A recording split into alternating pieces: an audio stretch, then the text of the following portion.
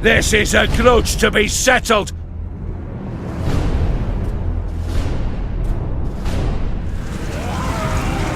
Send the gyrocopters to engage! Right, beardlings, prepare to earn your whiskers.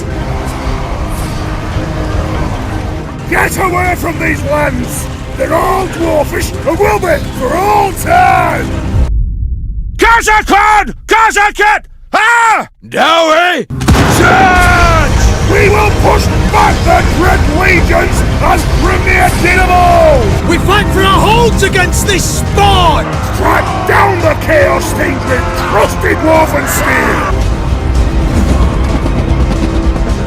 Amateur! Sway everything without a beard!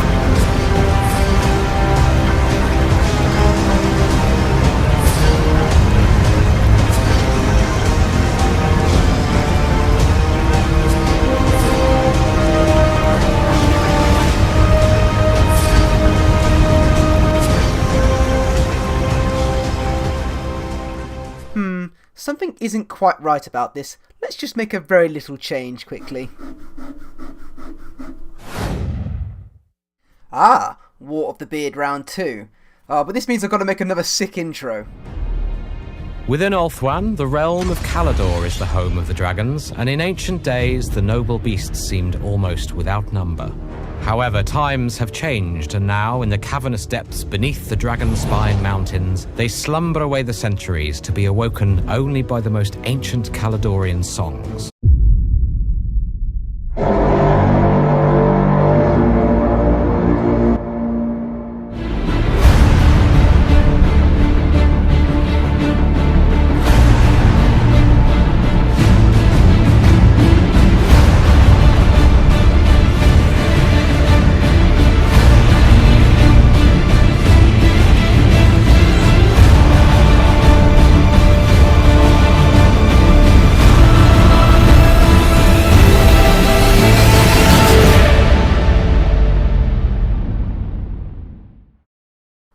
Okay, I promise there's going to be no more intros. I can already tell there's going to be somebody in the comment section saying, "How dare you fucking go to 2 minutes for an intro? You know, you Hello ladies and gentlemen, and welcome back to another lore pack speculation video. Whilst it's fun to say that Dark Elves and Skaven are going to be the next lore pack with no proof, and that High Elves are of course being saved for a Greenskins crossover lore pack with no proof again, I think we're forgetting that High Elves and Dwarfs have had one of the biggest conflicts in Warhammer fantasy history. Now, I'm not going to go into major detail, but in short, Dwarfs and Elves were best buddies, and then an Elven civil war called the Sundering happened, which led to the Dark Elves and the High Elves being separate.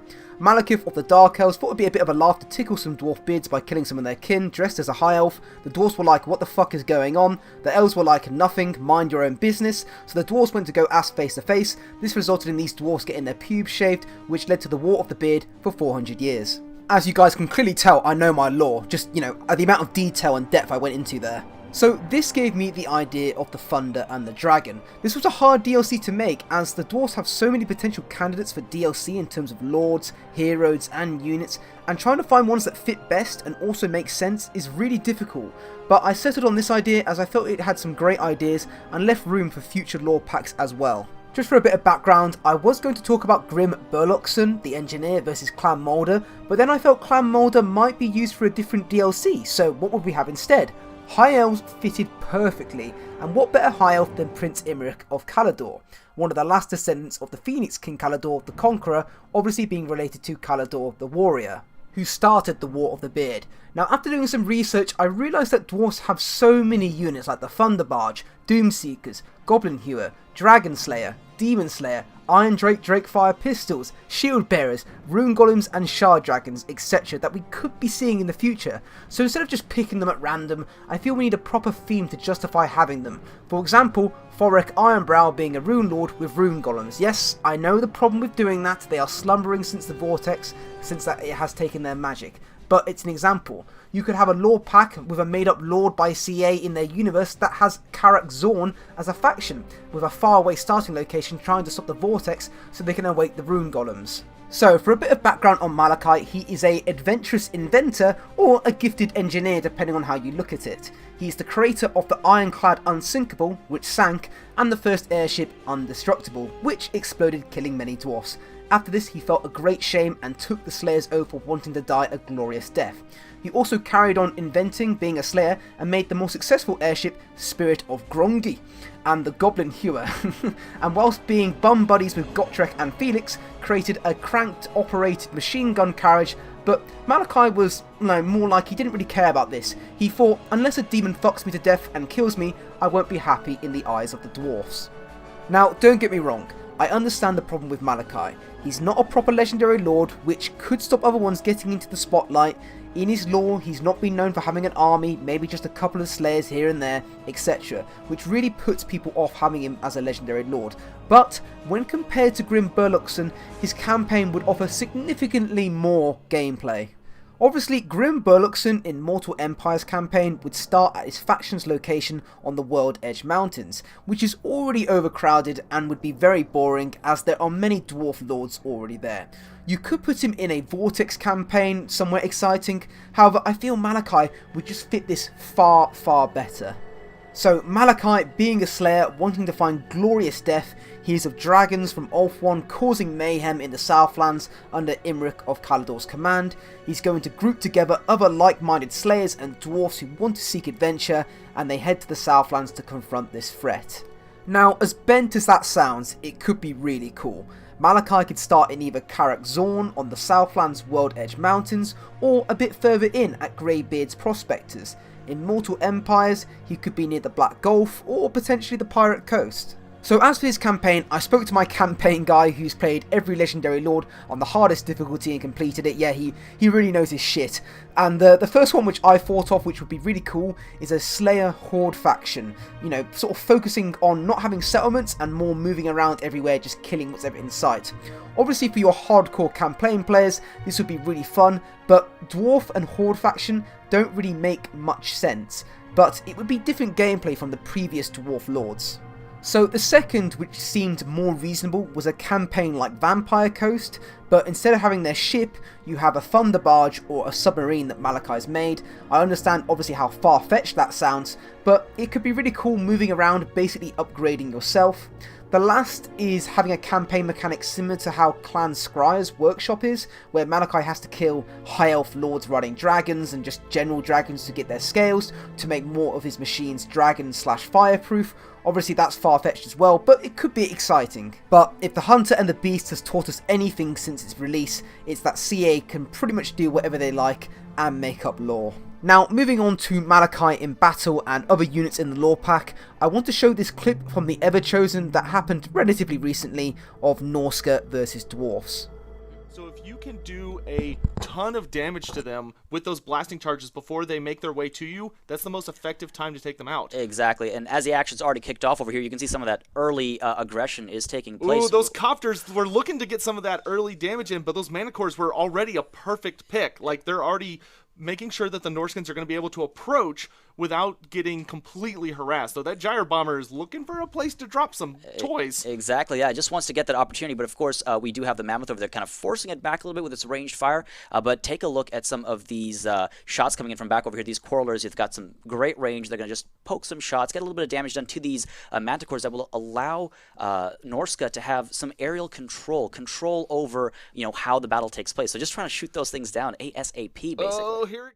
Now, if any of you are new to Total War Warhammer or a veteran, I recommend you watch the Everchosen. There are some great casters and players there who will show you a lot about the game's multiplayer scene, which I really enjoy watching.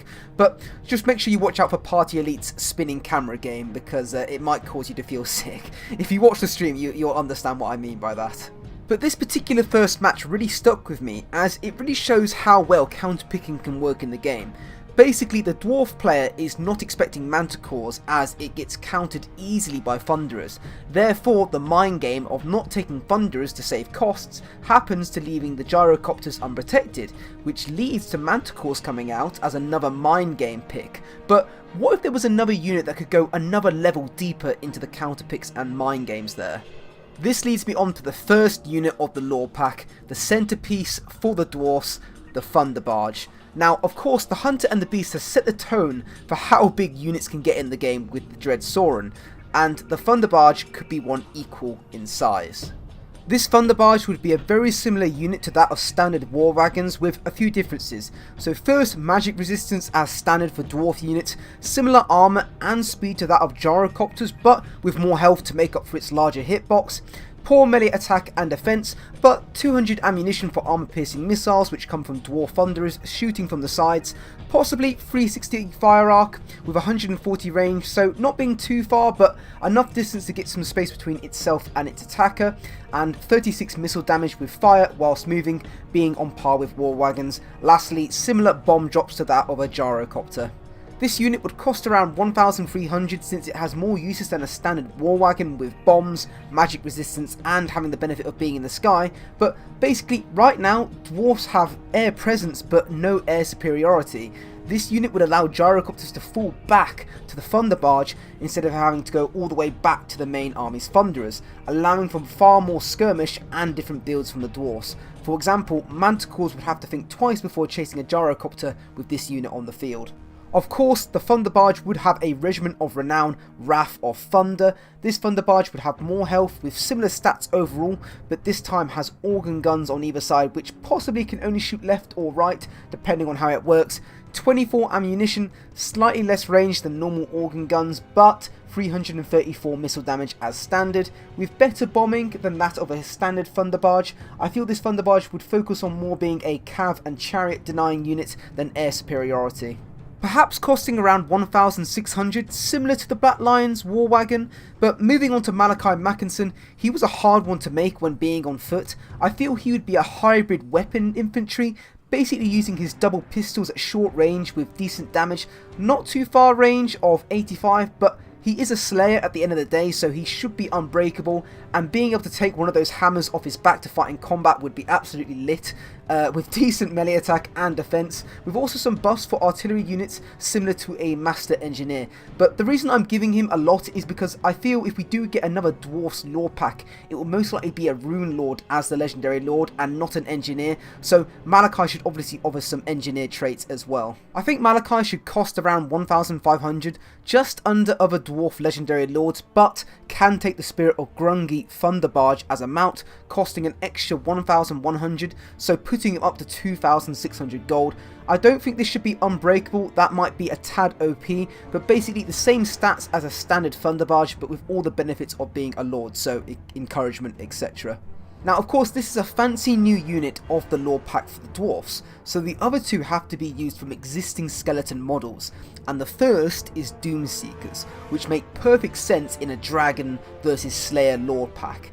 These guys would of course use the Slayer model, but would use the animation of the Night Goblin fanatics spinning around with their axes.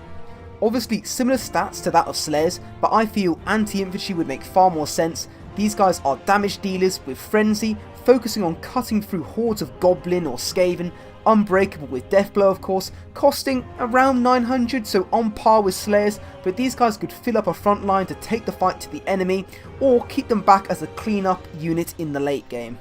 The last unit is really hard as the Goblin Hewer would make perfect sense, however it would require a new skeleton model and that's not usually how the lore packs work, and the machine gun carriage to me could be made from the war wagons like the Black Line, but it does not really excite me as much, so the last unit I'm going to talk about is the Iron Breakers with Drakefire pistols, similar to the one Malachi has.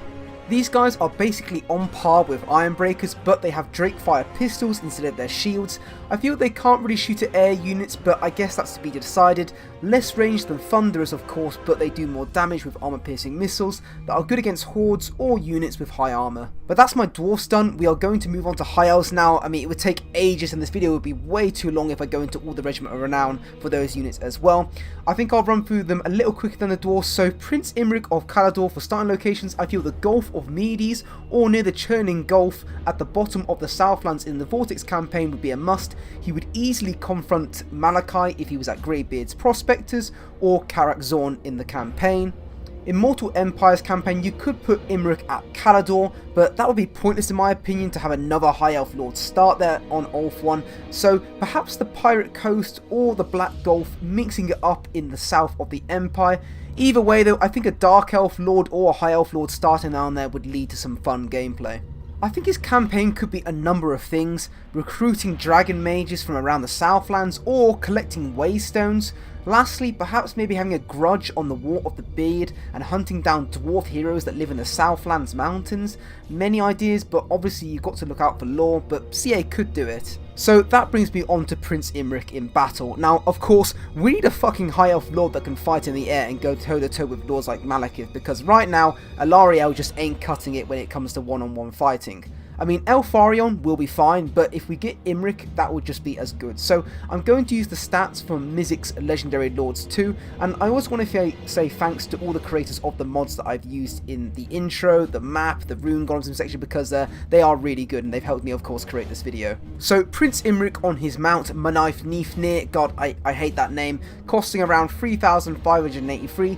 Basically, he's going to be a lord with high weapon strength, high armor piercing, but has some unique abilities and items. So first, Dragonhorn, obviously made from ancient dragons, makes all units map-wide unbreakable. Dragonkin, which lowers leadership or units nearby. Of course, in tabletop, this prevented dragons from fighting him, but that can't be done in game, so this obviously does, that obviously does well.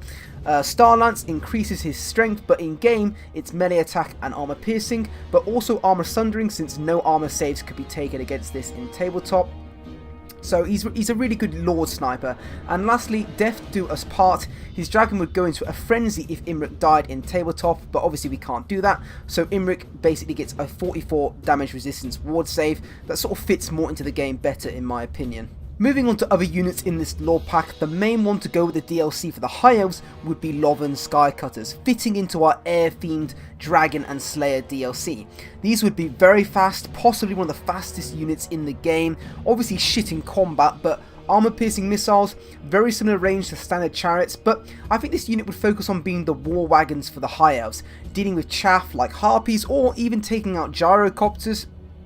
Its Regiment of Renown could have the same stats as an Eagle Claw Bolt Thrower, focusing on, taking out large monsters or cav from the skies. I would say they cost around 1,000 gold. Now, moving on, we need units that use existing skeleton models, so I feel White Lion Chariots would be perfect. They could fit in with this lore pack with the lions attacking slayers, of course that sort of, monster beast sort of theme, but these guys' stats would be very similar to Gorbal Chariots in my opinion. Armoured, armour piercing, anti-infantry. These guys could have higher melee attack than standard chariots, being able to hold their ground in combat, dealing with more elite units than just the odd, sort of chariots where they cycle charge and, go through enemies.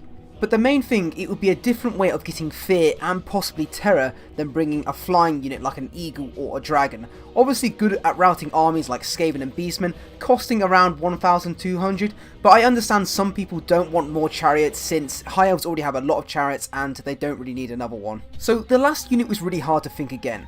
Personally, I would have liked to have seen mounted phoenixes or dragon mages, but that's not really a unit. So perhaps White Lions could be a unit on their own.